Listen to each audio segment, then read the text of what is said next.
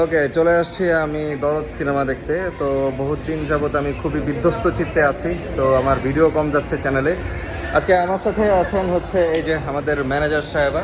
তো উনি অনেকদিন পর আমাদের সাথে উপস্থিত হলেন, তো একটু হাই হ্যালো কিছু একটা বলে দেন। হ্যালো, আমরা অনেকদিন পর মুভি দেখতে আসছি, তাও সাকিব খানের মুভি। অলমোস্ট 1 বছর পর উনি আসছে, তাও সাকিব খানের মুভি। উনি অবশ্যই এক্সাইটেড, উনি একজন সাকিবিয়ান, আমি কিন্তু আগে থেকে বলে রাখলাম। ওই যে আরেকজন সাকিবিয়ান আছে, পুনম, ঠিক আছে, বড় সাকিবিয়ান। যদি মুভি ভালো হয় আমি তাহলে সাকিব ভাই করছে মানে মুভি ভালো হবে। আচ্ছা, আমি ছবিটা নিয়ে কিন্তু একটু এক্সাইটেড, একটু না মোটামুটি ভালোই এক্সাইটেড, কারণ আমার কাছে মনে হচ্ছে গল্পটা একটা থ্রিলার গল্প হবে। আর ট্রেলারে যেরকম বুঝলাম প্রেমিক নাকি খুনি, একটা সাইকো ক্যারেক্টার কিনা। তো আমার মনে হচ্ছে যে গল্পটা যদি একটু সুন্দরভাবে উপস্থাপন করানো যায় এই ছবিটার মধ্যে, তাহলে কিন্তু সাকিবের আরও একটা মাস্টারপিস, সরি সাকিব বসের, আমি তাকে সাকিব বলে ফেলেছি, শুধু সাকিব বসের আরও একটা মাস্টারপিস হতে যাচ্ছে।